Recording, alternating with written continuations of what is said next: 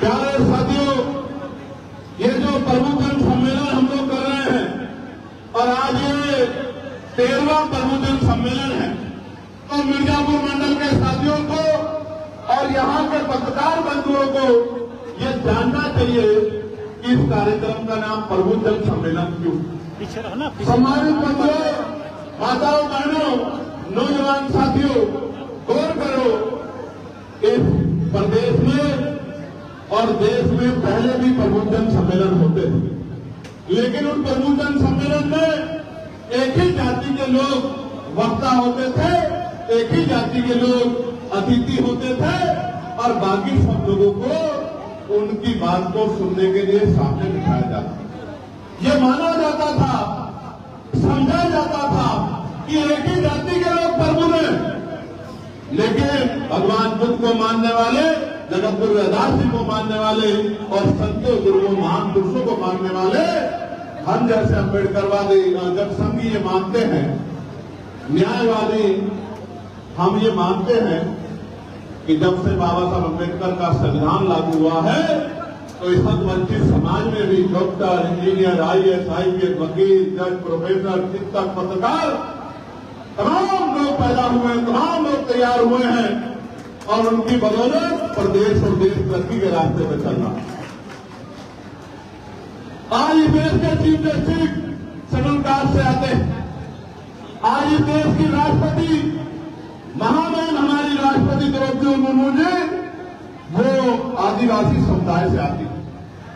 आज इस देश के प्रधानमंत्री जो तीसरी बार इनको सत्ता मिली है वो खुद से कहते हैं कि मैं पिछले वर्ष से आता हूं। तो जिस समाज में प्रधानमंत्री हो, जिस समाज से मुख्यमंत्री हो, जिस समाज से राष्ट्रपति हो, जिस समाज से सर्वोच्च न्यायालय के मुख्य न्यायाधीश हो, वो समाज प्रबुद्धन समाज क्यों नहीं हो सकता, ये हमें सोचना है। और जब मैं देखता हूं कि बाबा साहब अम्बेडकर ने कहा था जिस समाज में 10 डॉक्टर, 10 इंजीनियर, 10 वकील तैयार हो जाएंगे, उस समाज के हक अधिकारों को कोई छीन नहीं सकता है, उस समाज के हक अधिकारों को लूट नहीं सकता है। तो मैं मानता हूं कि हमारे लोगों में भी आज लाखों जन तैयार हो गए हैं। बदलो प्रबुद्ध लोग अपनी जिम्मेदारी को समझ लें, जिस तरह उन्होंने 1978 में अपनी जिम्मेदारी को समझ के गांव-गांव जाके लोगों को जागरूक करने का काम किया था। अगर वो प्रबुद्धन समाज, retired doctor, retired engineer, retired कर्मचारी, पुलिस के साथी, जुडिशरी के साथी, वकील साथी, प्रोफेसर साथी, जो रिटायरमेंट होने के बाद घर में बैठ गए हैं, तो एक सोचते हैं कि भाई अब हमें कुछ नहीं करना है। पूर्व प्रधान, वर्तमान प्रधान, जिला पंचायत सदस्य, पूर्व विधायक, पूर्व सांसद, जो जिनके कंधों पर जिम्मेदारी है कि समाज के हाशिए पे जो तबका है उसको साथ लेके चले, आज उन्हीं को जगाने के लिए प्रबुद्धन सम्मेलन किए जाए। तो चलिए कहते हैं कि एक ही जाति के लोग प्रबुद्ध हैं, तो बाबा साहब अम्बेडकर के संविधान को नहीं मानते मेरे भाइयों, वो मनुस्मृति को मानने वाले लोग हैं। मनुस्मृति भी यही बात कहती है और ये दल भी यही बात कहते हैं। अगर कोई समानता की, न्याय की, भाईचारे की और एकता की बात करता है तो वो दल आजाद समाज पार्टी का श्रीराम है। इसके मंच पे आप यहां से यहां आगे देखोगे तो आपको शेड्यूल कास्ट के लोग भी मिलेंगे, शेड्यूल ट्राइब के लोग भी मिलेंगे, बैकवर्ड के लोग भी मिलेंगे, मुस्लिम भाई भी मिलेंगे, सिख भाई भी मिलेंगे। और आपको जानकर खुशी होगी कि पिछले 5 साल में आजाद समाज पार्टी ने एक ऐसा आंदोलन उत्तर प्रदेश के अंदर खड़ा किया है कि लोकसभा में हम 2 सीटों पे लड़े थे, 2 सीटों पे। एक सीट जो पश्चिम में लड़ा आजाद समाज पार्टी का ये कार्यकर्ता और दूसरी सीट जो हम डुमरिया में सिद्धार्थनगर में नेपाल बॉर्डर पे आकर लड़े थे। क्योंकि मीडिया ये कहता है, मीडिया का काम है अपने मालिकों के नारे पे हमारे दल की बुराई करना, हमारे दल को छोटा दिखाना, उसका उपहास उड़ाना। तो मीडिया कहता है कि आजाद समाज पार्टी पश्चिम का दल है, पश्चिम में इसकी जड़ें मजबूत हैं, इसलिए हम दूसरा चुनाव जब लड़े लोकसभा का दूसरी सीट पर डुमरिया डुमरियागंज में जाके तो एक सीट पे हमें 5 लाख से ज्यादा वोट मिले और आपका ये कार्यकर्ता लोकसभा पहुंचा। और दूसरी तरफ डुमरियागंज में 80,000 से ज्यादा मत लेके हमारी पार्टी का प्रत्याशी तीसरे नंबर पर पहुंचा और राष्ट्रीय पार्टी के लोग चौथे 5वें नंबर पर पहुंचे।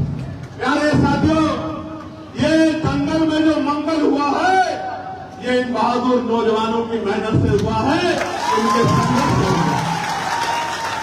प्यारे भाइयों, मुझे बहुत सारी बातें कहनी है, लेकिन सबसे पहली बात आपके लिए जिम्मेदारी के तौर पे ये कह रहा हूं कि साथियों, जब इस आंदोलन की शुरुआत हुई थी, हर तीसरा आदमी कहता था कि चंद्रशेखर के साथ नौजवान लोग हैं, युवा लोग हैं। ये कह के पता नहीं वो क्या साबित करना चाहते थे। या तो वो ये कहना चाहते थे कि युवा कमजोर होता है, या वो ये कहना चाहते थे कि युवा गैर जिम्मेदार होता है, क्या वो ये कहना चाहते थे कि युवा कुछ कर नहीं सकता है। आज मैं उनको कहना चाहता हूं, इन्हीं युवाओं के बदौलत और समाज के उस मजबूर संघर्षशील तबका जो उम्र में तो 50 के करीब पहुंच गया, 60 के करीब पहुंच चुका, लेकिन महापुरुषों के मिशन को चलाने के लिए उनका दिल युवा वाला है। इन तमाम साथियों के बदौलत बड़े बड़े पैसे वाले, पावर वाले, बड़े बड़े काम वाले दलों को पटखनी देते हुए आजाद समाज पार्टी ने अपना लोहा मनवाने का काम।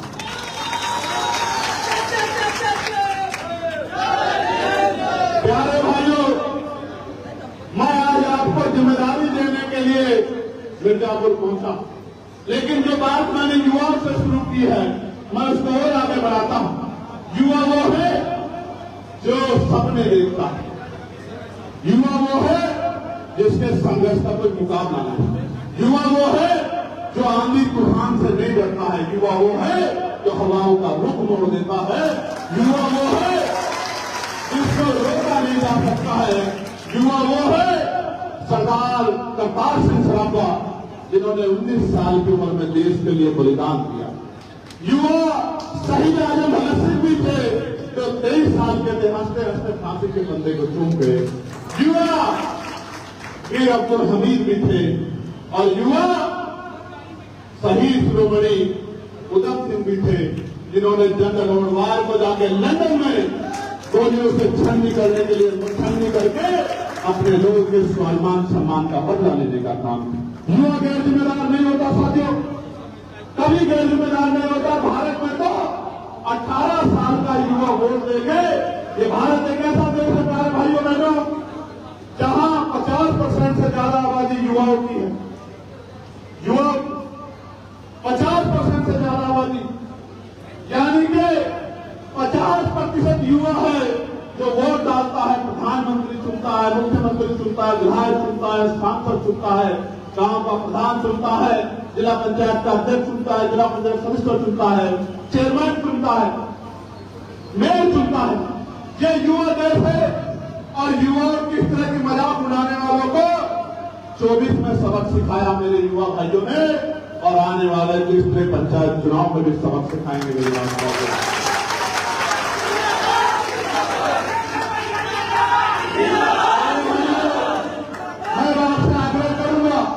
कि ना ताली बजाना ना नारा लगाना, बस मेरी बात पे गौर करना।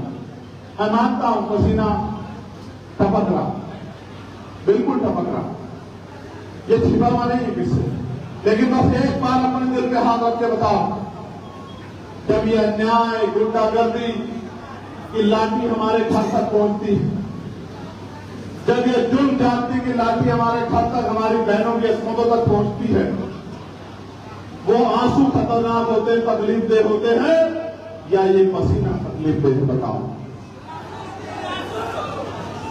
वो आंसू ज्यादा दर्द देते हैं या ये पसीना तकलीफ दे रहा है, जरा जोर से एक बात मुझे बता दें। तो वो आंसू आपकी आंखों में ना आए तो आज को तकलीफ उठानी पड़ेगी। तैयार हो, तैयार हो, बताओ। याद करो, खेती किसानी करने वाले परिवारों से जुड़े लोग, किसान जब खेती अपने खेत को जोतने का काम करता है तो पसीना बहता, वही पसीना मिट्टी में, धरती में मिलता है, वो आपका पसीना किसानों का, मजदूरों का, और जब वो मिट्टी में मिलता है तभी फसल पैदा होती है। अगर ये पसीना नहीं बहेगा तो फसल नहीं तैयार होगी, और फसल नहीं तैयार होगी तो आने वाली नस्लों को भूखा मरने के लिए छोड़ा नहीं जा सकता। मेरे भाइयों, प्यारे साथियों, प्रबुद्धजन सम्मेलन के बारे में मैंने आपको बता दिया। अब मैं आपको बताना चाहता हूं कि प्रबुद्धजन सम्मेलन के जरिए किन विषयों को हम लोग उठाने का काम करें। ये प्रबुद्धजन सम्मेलन सहारनपुर से शुरू हुआ, हापुड़ में हुआ, गाजीपुर में हुआ, आगरा पहुंचा, लखनऊ पहुंचा, झांसी पर हुआ, मऊ में पहुंचा, बहराइच हुआ, आज आपके यहां है। ये 13वां सम्मेलन है और इसके बाद 5 सम्मेलन बाकी है। इस बीच में लास्ट सम्मेलन हम लोग गोरखपुर में करके आए थे। गोरखपुर में शानदार सम्मेलन हुआ, बहुत बड़े पैमाने पे लोगों ने प्रतिभाग किया। 2 दिन तक बारिश होती रही, मन में एक भाव थे, तकलीफ की भय था कि 2 दिन की बारिश के बाद लोग आ जाएंगे नहीं आ जाएंगे। और मैं दिल से बधाई देता हूं कि वहां भी हॉल छोटा पड़ा था और यहां भी हॉल छोटा पड़ा। ये वो लोग हैं जो जिनको ना पैसा दिया गया, ना मिठाई दी गई, ना गाड़ी करके दी गई, जिन्होंने अपने पेट को काट काट के एक पैसा जोड़ के जिन्होंने ये सम्मेलन कराया और यहां तक पहुंचकर मुझे हिम्मत देने का काम किया, इसलिए मैं पुनः आपसे बधाई देता हूं। प्यारे साथियों, गोरखपुर के बाद आज अब आपके जिले में जो मांगे हमने उठाई थी, उनमें महत्वपूर्ण मांग ये थी कि मंडल कमीशन की सिफारिश है, जो बाकी सिफारिश है वो लागू होनी थी। मंडल कमीशन जब आया था उसकी 2 सिफारिशें लागू हुई थी, अभी 38 सिफारिश बाकी। क्या आप चाहते हो मंडल कमीशन की सिफारिश लागू हो? दोनों हाथ उठा के बताओ, चाहते हो नहीं चाहते हो? जरा एक बार गौर से सुन लो। मंडल कमीशन की सिफारिश लागू होगी तो पिछड़े वर्ग के भाइयों को के अधिकार मिलेंगे। आप चाहते हैं पिछड़े वर्ग के भाइयों को उनके अधिकार मिले? जोर से बताओ। बहुत अच्छी बात है। हमारी मांग ये भी थी कि जातिगत गणना होनी चाहिए। इस बात पर गौर करना कि जातिगत गणना होनी चाहिए। जब हमने मांग उठाई तो जातिगत गणना की मांग को सरकार ने मान लिया 5वें सम्मेलन के बाद। कोई बहुत बड़ा आंदोलन नहीं चल रहा था जातिगत गणना पे, लेकिन मान लिया। लेकिन हमारी मांग ये नहीं है सिर्फ की जातिगत गणना, जातिगत गणना के साथ साथ उसके आर्थिक आंकड़े भी जारी हो। क्या हो? आर्थिक आंकड़े कैसे? ये पता लगे देश को किनके पास रहने के लिए जमीन है, किनके पास खेती के लिए जमीन है, किनके पास बैंक अकाउंट है और बैंक अकाउंट में 1 रुपया, 2 रुपया, 10 रुपया, लाखों रुपया एक्स्ट्रा हो जाएगा, सब सामने आ जाएगा। ये पता लगना चाहिए किसके पास 2 पहिए की गाड़ी है, किसके पास साइकिल है, किसके पास 4 पहिए गाड़ी है, किसके पास ट्रैक्टर है, किसके पास नौकरी है सरकारी, किसके पास प्राइवेट नौकरी है, किसके पास तो 2 धंधे हैं, किसके पास इंडस्ट्री है, किसके पास मिल है, और कौन ऐसा है जो मंदिरों के, मस्जिदों के, गुरुद्वारों के बाहर भूखे पेट सो रहा है? कौन ऐसा है जिसके सर पर छत नहीं है? जानकारी भी लागू होनी, पता लगनी चाहिए। क्योंकि जब तक ये पता नहीं लगेगी तो सरकार योजना कैसे बनाएगी? मैं थोड़ा सा साधारण भाषा में समझाऊं। हमने गिनती की कि 10 लोग हैं सारे, अब 10 लोगों में 4 लोग ऐसे हैं जिनके पास मकान नहीं, 6 लोग ऐसे हैं जिनके पास खेती की जमीन नहीं, 5 लोग ऐसे हैं जिनपे नौकरी नहीं है, रोजगार नहीं है। तभी तो हम लोग तय करेंगे ना योजना बना के कि बाकी 5 लोगों को भी रोजगार मिलना चाहिए, बाकी 4 लोगों को भी खेती की जमीन मिलनी चाहिए, बाकी 5 लोगों को भी मकान मिलना चाहिए। जब हम पे डेटा ही नहीं होगा, जानकारी नहीं होगी, तो हम कैसे उन लोगों को लाभ पहुंचा पाएंगे तो हासिल पड़े, क्योंकि अगर जानकारी नहीं होगी तो जो सबसे अमीर होगा वो सबसे गरीबी का सर्टिफिकेट बनवाना उसके लिए आसान होगा पैसे के साथ। और अगर आपको नहीं विश्वास होता तो ईडब्ल्यूएस के जरिए जो सर्टिफिकेट बने आप चेक करा लो, 90% सर्टिफिकेट उन लोगों के होंगे जो साधन संपन्न होंगे, गरीब स्वर्णों को भी ईडब्ल्यूएस का लाभ नहीं मिल रहा। आप लोग चेक करा लो, मैं सरकार के ऊपर उंगली उठा रहा हूं, सवाल पैदा कर रहा हूं, सरकार जांच करा दे, मुझे गलत साबित कर। मैंने अपने गांव में देखा था, मेरे गांव में जिसके पास सबसे बड़ा कारखाना था उसके पास गरीबी रेखा से नीचे वाला कार्ड था, मेरे हाथ भी रहा, मैंने अपनी आंखों से देखा। और जब हमने अपना प्रधान बनाया और वो कार्ड हमें देखने को मिला तो मैंने कहा सबसे पहले इसी का कार्ड काटो और किसी गरीब को, तो जो गरीब इसका हकदार बैठता है, इसके पास तो बहुत बड़ा कारखाना है, इसके यहाँ तो 50 नौकर लगे हैं, ये भी अगर गरीबी रेखा से नीचे है तो जिसके सर पर छप्पर नहीं, तरपाल भी नहीं है, जो खुले में सो रहा है, उसके बारे में सरकार कब सोचे।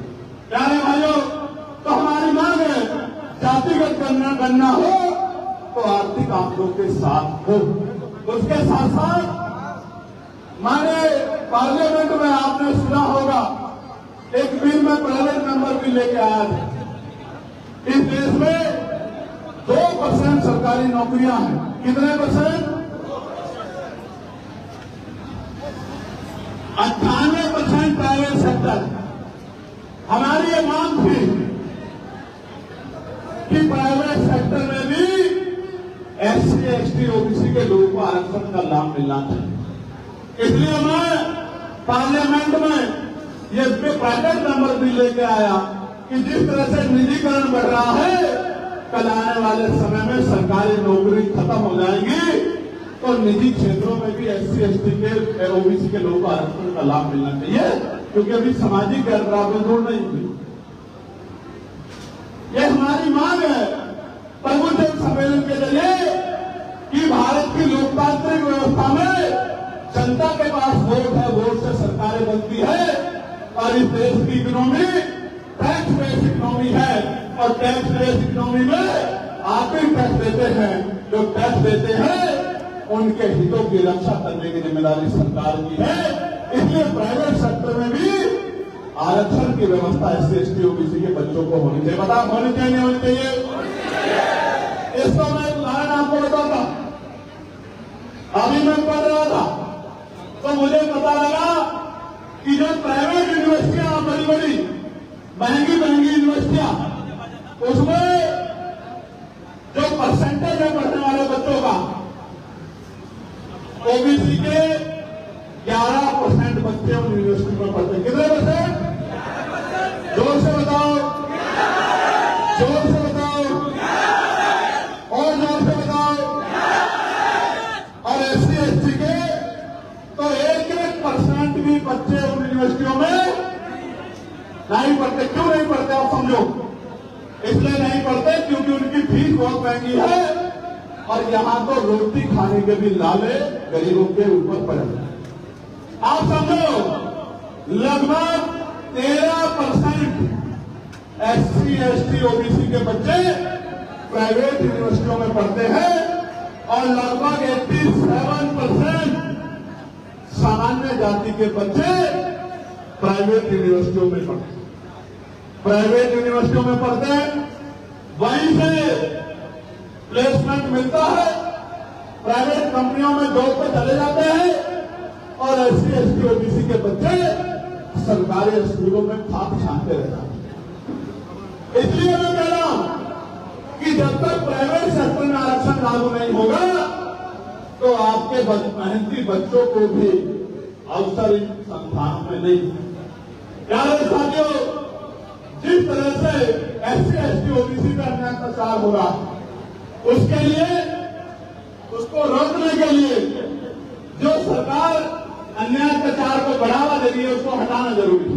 मैं उदाहरण देता हूं, किसी जिले का नहीं, आप ही के जिले का देता हूं। प्रदीप पटेल के साथ क्या हुआ? क्या हुआ प्रदीप पटेल के साथ? क्या हुआ? मछली पकड़ने गया, उसका साथी हाथ जोड़कर आज इसकी जान पकड़ दो, लेकिन पीट पीट के उसको डुबो को मार। ये हुआ। और ये झूठ कैसे मिली? इतना दम कहां से, इतनी शक्ति कहां से आई कि सामंत की इस तरह की घटना को अंजाम देने या अपने गुर्दों को कहने कि पीट पीट के मार देना, डुबो देना, कोई कुछ नहीं कर सकता तुम्हारा।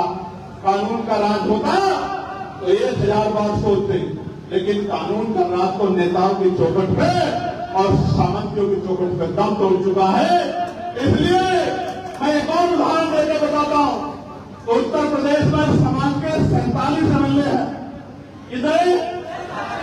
47, और मिनिस्टर भी है उत्तर प्रदेश सरकार में, मिनिस्टर, और 10 एमपी है, तो भी लड़ना पड़ रहा है न्याय के लिए। ये बात कर रहे हैं कि अगर आप इधर करके सत्ता में शामिल हो जाओगे तो अपने बच्चों के जीवन की रक्षा भी नहीं कर पाओगे, उनको हक अधिकार दिलाने को दूर की बात है। मैं बोल रहा हिस्सा देता हूं आपको, 69,000 शिक्षक भर्ती में 20,000 पदों पर घोटाला हुआ था। कितने पदों में? कितने पदों में? कितने पदों में? 20,000 खरों को मुख्य धारा में आने से रोकने का काम इस उत्तर प्रदेश की सरकार ने किया। 5 दिन तक आंदोलन करता रहा मैं, 5 दिन तक आंदोलन करता रहा मैं लखनऊ में। तब जाके 6,800 नौकरियां जारी की गई और बाद में उन 6,800 नौकरियों के खिलाफ भी सरकार कोर्ट चली गई और वो 6,800 नौकरियां भी लटकाने का काम इस सरकार ने। मैं बात आपको इसलिए बता रहा हूं कि 47 एमएलए उस समय थे, मिनिस्टर थे कुछ उनमें से, लेकिन वो सारे मिलकर भी 20,000 परिवारों को न्याय नहीं दिला पाए। इक्के दुक्के परिवार की जिंदगी का क्या मोल है उनकी नजरों में। इसलिए मैं आपको कहना चाहता हूं कि इस निकलती सरकार को उखाड़ के फेंकने के अलावा हमारे पास कोई विकल्प नहीं है कि हम अपने लोगों के जान की रक्षा करें।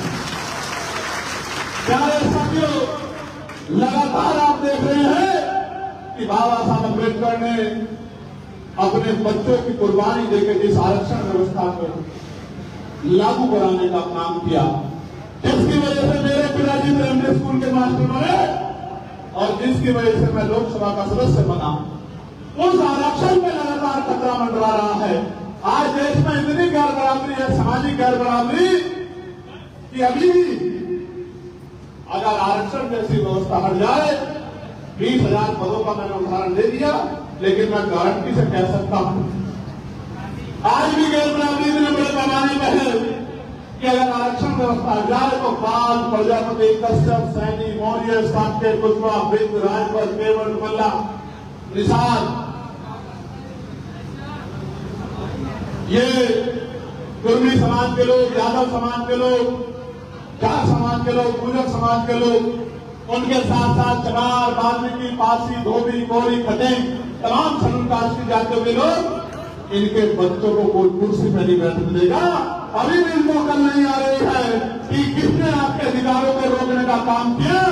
अगर पिछड़े वर्ग के लोग कुछ नहीं कर सकते हैं तो एक बार मंडल कमीशन के आंदोलन पर जरूर पढ़ ले कि मंडल कमीशन को रोकने के लिए कौन खड़ा था और उसको लागू कराने के लिए सीना तान के कौन खड़ा था। अगर शेड्यूल कास्ट के लोगों को नहीं पता लग रहा है तो शेड्यूल कास्ट के मेरे भाई एक बार 2 से 2018 के आंदोलन को गौर फरमा ले कि उनके बच्चों पे गोली चलाने वाला कौन था और उनके साथ कंधे से कंधा मिलकर लड़ाई लड़ने वाला कौन था, उनके हक अधिकारों को बचाने वाला कौन था। और मुस्लिम समाज के भाइयों को भी कहना चाहता हूं, ना कोई कानून व्यवस्था, ना कोई न्याय व्यवस्था, बस नाम मुसलमान होना चाहिए। फिर गोली भी चलेगी, लाठी भी चलेगी, बुलडोजर भी चलेगा और इनकाउंटर भी होंगे।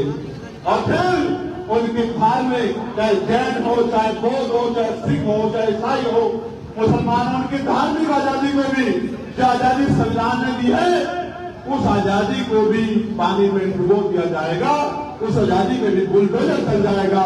उसका उदाहरण जो है कि जो परंपरागत कार्यक्रम होते आ रहे थे वो सारे परंपरागत कार्यक्रम रोकने का काम इस सरकार ने कर दिया। मैं आपको विश्वास दिलाकर कहता हूं, एक बार मौका आजाद समाज पार्टी को दो। आपकी मस्जिदें, आपके खानकाएं, आपके कब्रिस्तान, आपके अन्य धार्मिक स्थलों की सुरक्षा की गारंटी आजाद समाज पार्टी देगी। आपको न्याय दिलाने की गारंटी आजाद समाज पार्टी। प्यारे साथियों, एक आखिरी मांग जो हम लोग लंबे समय से पहले दिन से उठा रहे हैं, मैं ये जानना चाहता हूं, बाबा साहब अम्बेडकर के द्वारा जो वोट का अधिकार दिया गया है, आप इसकी शक्ति को समझते हो नहीं समझते हो? जोर से बताओ, समझते हो नहीं समझते हो? तो ये बताओ, जो लोग चाहते हैं कि ईवीएम से चुनाव हो वो हाथ खड़ा कर लो। जो चाहते हैं ईवीएम से चुनाव हो, जोर से सुन लो, कान खोलकर सुन लो। ऐसा ना हो आप गलत दिशा में हाथ उठा दो। जो लोग चाहते हैं ईवीएम से चुनाव हो वो हाथ खड़ा कर लें। अच्छा, एक आधा है मीडिया के भाइयों, देख लो, वो भी गुमराह होकर उठाना, उसकी समझ में नहीं आ रहा होगा बेचारा। और इसको सत्यता करवा देता हूं अभी। जो लोग चाहते हैं बैलेट पेपर से चुनाव हो, जरा दोनों हाथ खड़ा कर दें, नीचे कर लो हाथ, बैठ जाओ अपनी जगहों पर, नीचे हाथ करके। ये कह रहा था मैं आपसे कि आजाद समाज पार्टी, भैया बच्चे बैठो सारे, अगर एक भी खड़ा दिखा मुझे ना, मैं फिर देख लेना अगले 10 सेकंड के अंदर। नीचे बैठो, जमीन में बैठो, तुम लोग सब सोच रावत किए सब नीचे बैठो। इसको विवेक को मालूम क्या नहीं।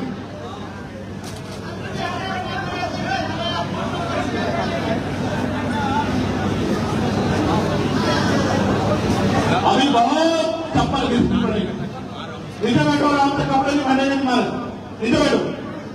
आंदोलन है, इस आंदोलन के लिए तैयार हो जाओ।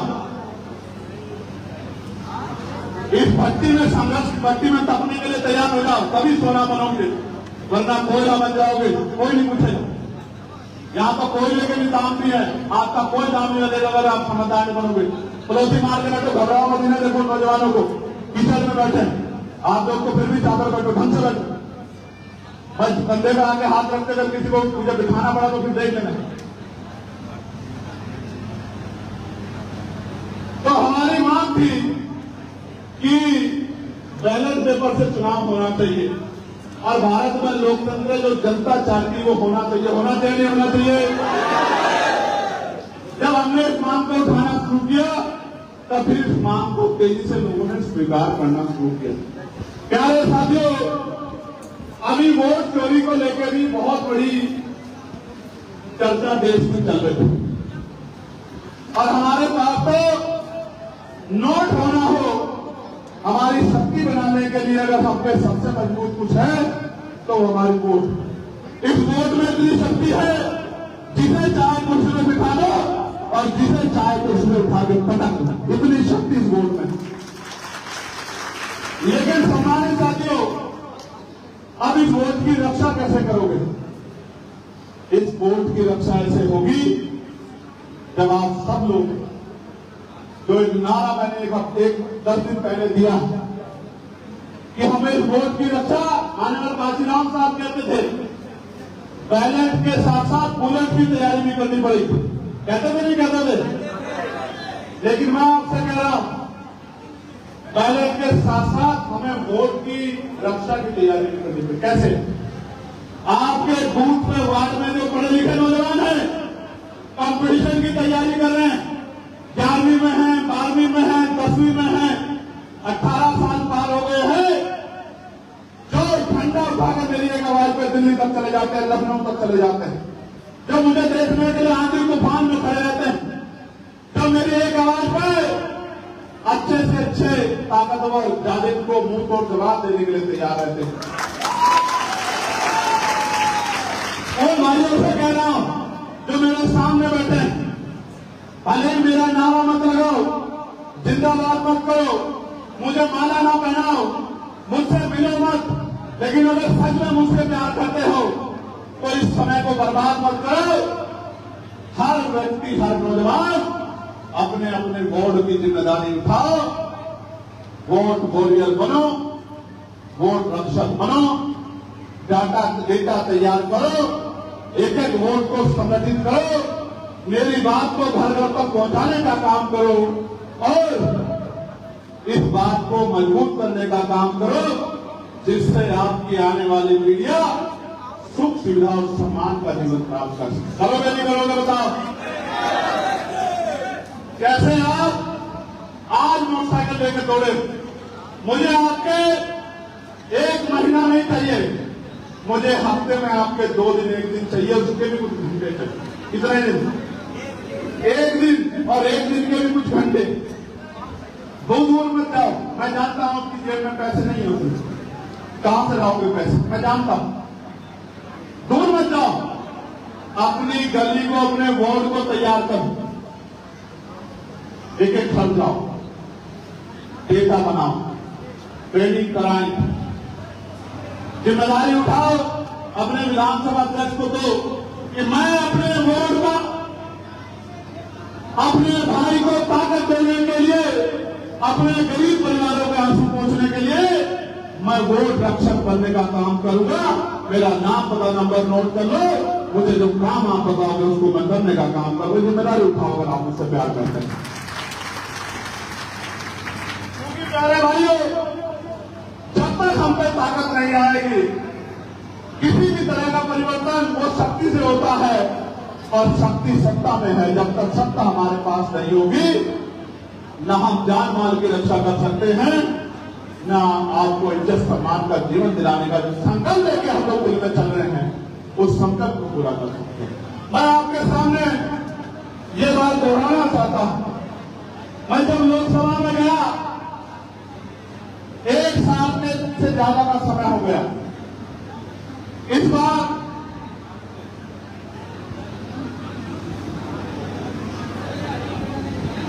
हम विपक्ष के साथी ऐसा यहाँ पे चर्चा के लिए नारेबाजी करते रहे, सदन नहीं चला। लेकिन मैंने देखा सरकार ने अपने सारे बिलों को पास करा लिया। यानी कि अगर आप सत्ता में हैं तो फिर आपको अपनी पॉलिसी बनाने से कोई नहीं रोक। ठीक है, इसलिए मैं आपसे कह रहा हूं, इसलिए मैं आपसे बार बार कह रहा हूं कि कुछ देर और तकलीफ सहनी पड़ेगी, हिम्मत दिखाओ। इसलिए मैं आपसे बार बार कह रहा हूं कि दौड़ने से काम नहीं चलेगा, सिर्फ कुछ काम करके भी दिखाना पड़ेगा। मैं अकेला चला गया और आपकी बात को उठाने का काम कर रहा हूं, ये एक बात है। लेकिन मैं अकेला बना रहूं, वहां हमारी संख्या ना बढ़े, ये दूसरी बात है। मैं अकेला बना रहूं, ये एक बात है, और मेरे जैसे और 10, 20, 50 लोग वहां पहुंचे, ये संकल्प हमारे मन में है कि 10, 20 और 50 ऐसे विचार वाले लोग वहां पहुंचना चाहिए। फिर आप देखना, जब अकेला चंद्रशेखर एक सेशन में, अभी आपको पढ़ के सुनाऊंगा, इतने मुद्दों को उठा सकता है, आपके 20-50 सांसद होंगे, 80 सांसद उत्तर प्रदेश में, तो आप देखना सरकार किसी की भी हो, झंडा डंडा बात आपकी भी आगे बढ़ेगी। मैं आपको उदाहरण बताता हूं, इस सत्र में जब लोकसभा भी नहीं चली, हमने किन किन विषयों को उठाने का काम किया। ऑपरेशन सिंदूर पे बहस हुई, हमने para military force, CRPF, CISF, BSF, ITBP, SSB, RRF, तमाम भाइयों पे वेतन, क्योंकि उनकी वजह से हम लोग सुरक्षित रहते हैं, उनके वेतन पर जो टैक्स लगा हुआ है, उनके इनकम पे जो टैक्स लगी हुई है, हमने उस टैक्स को खत्म करने की मांग उठाई, जो पार्लियामेंट में किसी भी सांसद ने आज तक नहीं उठाई। सीआईए और सीआरपीएफ के जवान हमारी रक्षा करते हैं, ये पुलिस के जवान हमारी रक्षा करते हैं, इनकी वजह से हम सुरक्षित रहते हैं। इनके वेतन में भी टैक्स होता है, वो टैक्स जब नेताओं के वेतन पे नहीं है तो इनके वेतन पे भी नहीं होना चाहिए, जो हमारे डीजी है जिसकी वजह से पूरा ये स्कूल सरकार उत्तर प्रदेश की स्कूलों को बंद करने के नाम पर बंद कर रही थी।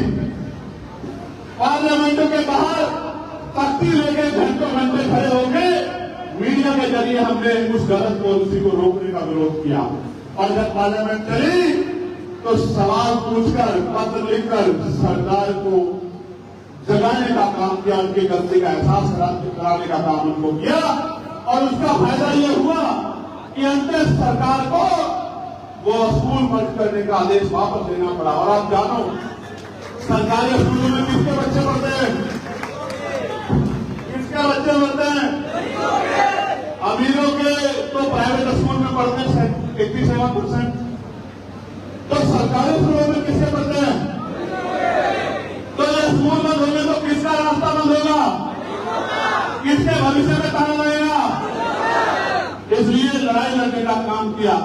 एक दवा एक दाम की पॉलिसी बने, इस बात को उठाने का काम किया कि एक ही दवा है, एक कंपनी उसको 10 रुपए में देती है, दूसरी कंपनी 50 में देती है, तीसरी कंपनी 100 में देती है, कोई बड़ी बड़ी कंपनी 500 में देती है। क्यों देती मैं बताता हूं।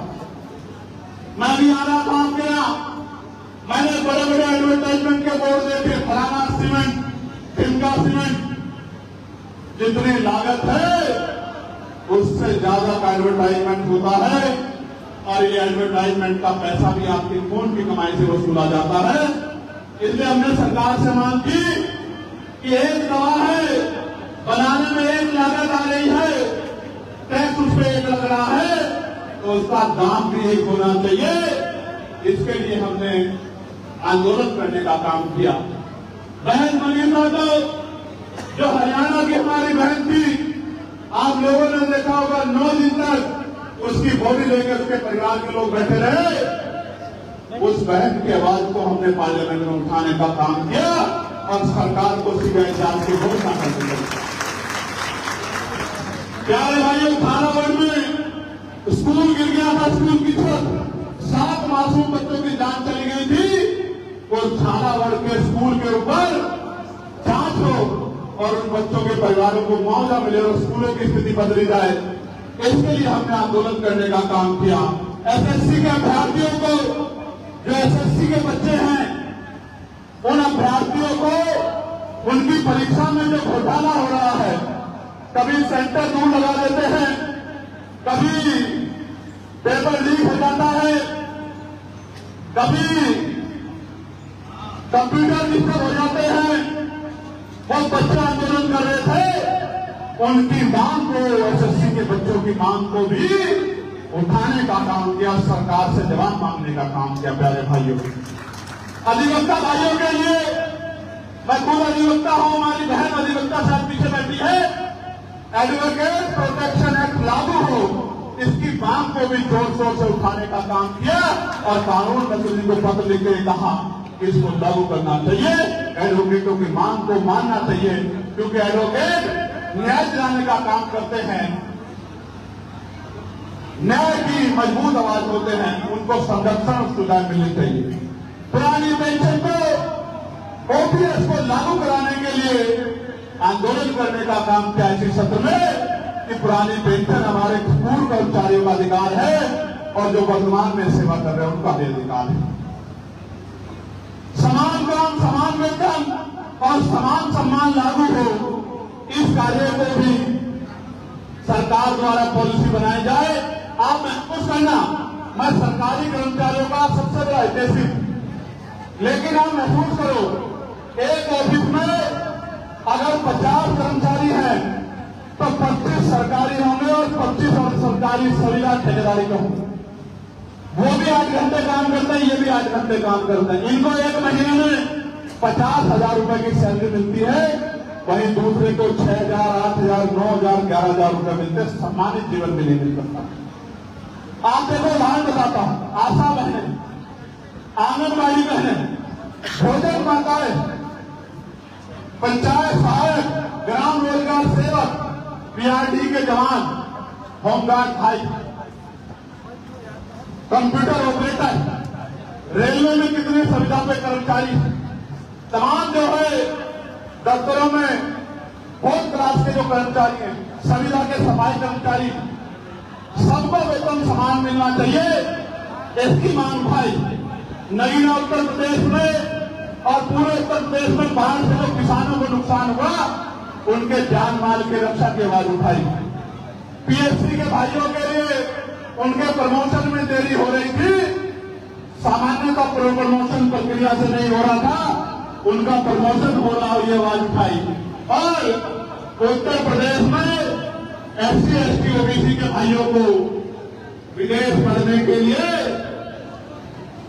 1000 भाइयों को स्कॉलरशिप मिले पूरे प्रदेश से हर साल, इसकी मांग भी उठाई। मगर मैं आपसे कुछ बताना चाहता हूं, ये मांगे हमने इसलिए उठाई क्योंकि हम सत्ता में नहीं, लेकिन आने वाले कल में अगर आपने अवसर दे दिया तो 3-4 जरूरी काम करेंगे मंगलों के साथ साथ।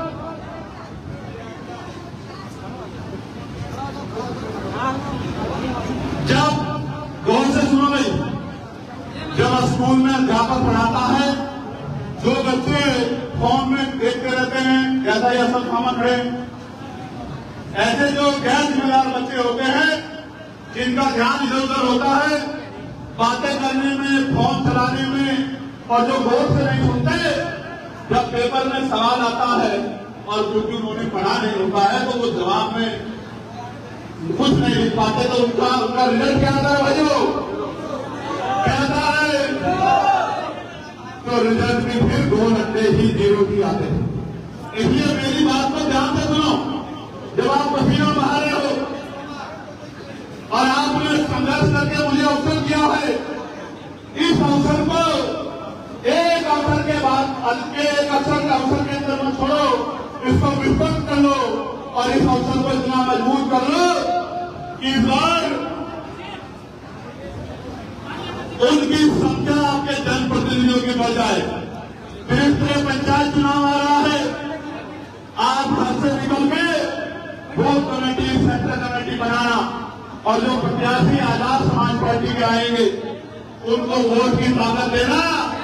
फिर आप देखना आजाद समाज पार्टी दिन दुगनी रात चौगनी कितनी तरक्की करती है और 2027 में आपकी कितनी मजबूत आवाज बनती है। आप मेरी बात से आगे जब ये ताकत बनेगी भाइयों, तो जो बातें मैंने आपको बताई है उनको पहले ही दिन से उन पे काम करने का काम हम करेंगे। किसानों की आमदनी बढ़ाने का काम करेंगे, न्यूनतम वेतन बढ़ाने का काम करेंगे, ग्राम पंचायतों तक रोजगार पहुंचाने का काम करेंगे। महिलाओं के ऊपर जो कर्ज है विभिन्न समूह के द्वारा जो लाद दिया गया है, उस कर्ज माफी के काम को भी हम करने का काम करेंगे। बिजली के दाम कम करेंगे, पेट्रोल डीजल के दाम से सेस हटाने उसके दाम हम लोग कम करेंगे, जनता के लिए स्लोप बनाएंगे और सबसे महत्वपूर्ण 3-4 काम जो करने हैं उनको सुन लो। बेटे बैठ जाओ, बैठ जाओ। मैं तुम्हें सोच रहा हूं कि तुम लड़ाई करके इस प्रदेश का भविष्य बनोगे। लाल आप भाई, आप इधर आ जाओ, आप इधर आ, आप मतलब मैं ये समझा दूंगा, आप बैठ जाओ। तो मैं आपसे कह रहा जो सबसे इम्पोर्टेंट काम करेंगे, जो करना ही है, सरकारी स्कूल को इतने शानदार बनाएंगे कि 5 स्टार स्कूल भी सरकारी स्कूल के सामने बन के दिखाएंगे। जितने विषय होंगे उतने अध्यापक होंगे, कई अध्यापकों की कमी नहीं होगी। फीस इतनी मिनिमम होगी कि गरीब से गरीब व्यक्ति भी अपने बच्चों को आसानी से पढ़ा पाए। पंखे होंगे, कूलर होंगे, इससे भी काम नहीं चलेगा तो एसी लगाने का काम करेंगे, लेकिन अपने बच्चों को पढ़ाने का काम करेंगे। प्यारे भाइयों, 2000 रुपए नहीं दे पाएंगे अपने घर परिवार के लोगों को, 5 किलो राशन नहीं दे पाएंगे, लेकिन ऐसी शिक्षा देंगे 50,000 रुपए की नौकरी करने में आपके बेटे को कोई कठिनाई नहीं आएगी। मेरी बात 2,000 रुपए के महीने के सहयोग से आपकी गरीबी नहीं कटेगी। 500 रुपए के 400 रुपए के राशन से नहीं गरीबी कटेगी। लेकिन 50,000 रुपए की नौकरी जब आपका बेटा बेटी करेगा तो आपकी गरीबी के दिन दूर हो जाएंगे और आपको इज्जत सम्मान की जिंदगी नहीं मिलेगी। मेरी बात का प्यारे भाइयों, सरकारी अस्पतालों में ऐसी सुविधा करेंगे कि प्राइवेट अस्पतालों में ताले लग जाएंगे। मेरी बात को आप याद रखें।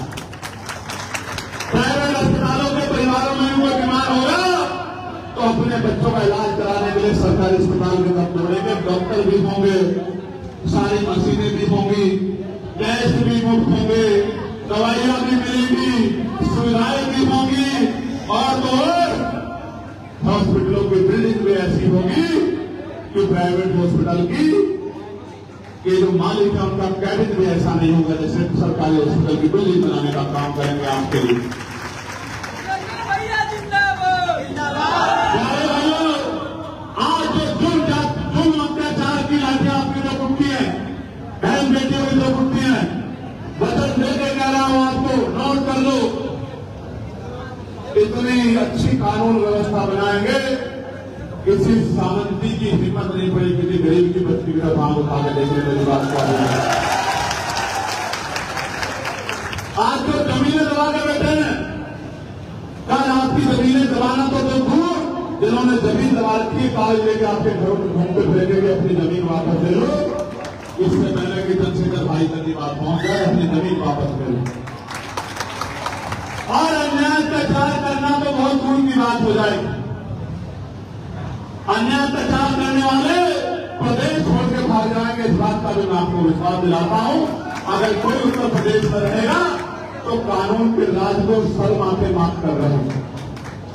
प्यारे भाइयों, महिलाओं को रोजगार घर पे पहुंचाने का काम करेंगे, पढ़े लिखे नौजवानों को रोजगार से जोड़ने का काम करेंगे। पुरानी पेंशन को 500-700 रुपए से बढ़ा के कम से कम 2100 वृद्धा पेंशन को 2100 रुपए वृद्धा पेंशन करने का काम करें। आशा आंगनबाड़ी बहनों को, भोजन माताओं को, ग्राम रोजगार सेवकों को, पंचायत सहायकों को कम से कम 21,000 रुपए का वेतन दिलाने का काम करेंगे। इस बात का भी मैं आपको विश्वास दिलाऊंगा। जितने संविदा ठेकेदारी के कर्मचारियों को पक्का करने का काम करेंगे और सरकारी मुलाजिमों के बराबर तनख्वाह देने का काम करेंगे। इस बात का भी आपको विश्वास दिलाऊंगा। लेकिन यह तभी होगा कि नगीना की तरह आप भी अपने मन में संकल्प कर लो कि हमें आजाद समाज पार्टी अपनी पार्टी को ताकत देनी है। अगर मेरे अकेले से मत पड़ता, क्योंकि लोकतंत्र बहुमत का नाम है, तो मैं अकेला इस काम को कर देता हूं। अभी तो मैं अकेला लड़ रहा हूं। क्या इस बार आने वाले 30 पंचायत चुनाव में अपने दल को मजबूत करोगे भी करोगे? बताओ। सारे हाथ नहीं उठ रहे हैं, दोबारा से उठाओ, एक बार सबको देखूंगा।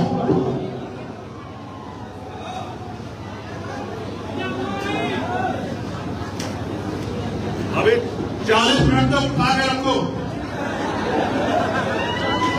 जो 40 मिनट उठा के रखेगा उसी का माना जाएगा।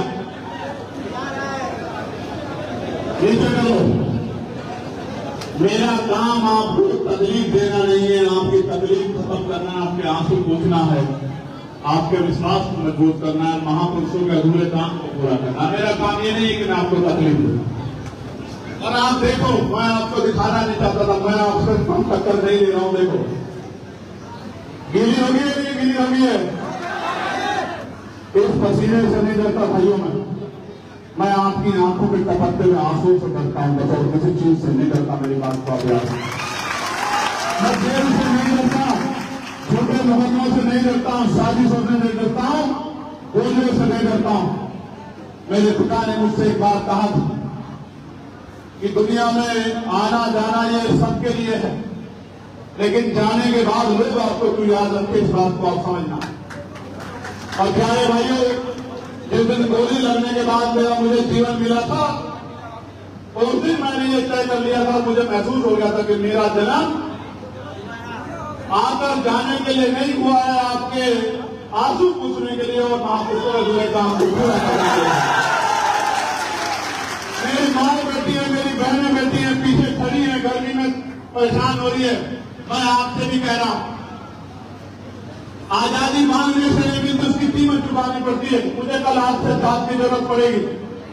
रोज 1 रुपया अपने घर में उठा के रखा करो आजाद समाज पार्टी काशीराम के लिए, अपने आंदोलन के लिए उठा के रखा करो। एक गुल्लक बना लो, किसी डब्बे में रख लो, रोज 1 रुपया। लाखों रुपए नहीं मांग रहा, सैकड़ों रुपए नहीं मांग रहा, रोज 1 रुपया उठा के रखा करो। और जिस दिन आपसे कहूंगा वो दिन उस 1 रुपए को जो इकट्ठा हो जाए कार्यालय में आके जमा करा देना, सूद समेत वापस करूंगा, 1000 गुना आपको मिल जाता है। आपके बच्चों को नौकरी रोजगार देके जुल्म जाति की आंधी को आपसे दूर हटा के और आपको सारी मान सम्मान का जीवन देंगे, क्योंकि आंदोलन महापुरुषों का सहयोग से चलेगा। आज भी इस कार्यक्रम को चलाने के लिए हमारे साथियों ने सहयोग इकट्ठा किया होगा। मैं आपका धन्यवाद करता हूं कि अपनी मेहनत की कमाई से हमें सहयोग किया, लेकिन यह सहयोग आज के लिए नहीं, सहयोग को आगे बढ़ाने के लिए आपके बीच आया। मदद करोगे नहीं करोगे बताओ? पक्का? आज से 1 रुपया उठा के रखोगे नहीं रखोगे? पक्का? दोनों हाथ जरूर उठा के रखेंगे। अब आखिरी बात, हाथ नीचे कर लो। अपने सामने अपने अधिकारों को लूटता हुआ देखना चाहते हो क्या? बाबा साहब अम्बेडकर के संविधान को कमजोर होता देखना चाहते हो क्या? तो संघर्ष करने के लिए तैयार हो या नहीं हो? जय भीम, जय भीम, जय भारत, जय भारत, जय संविधान, जय संविधान, जय मंडल,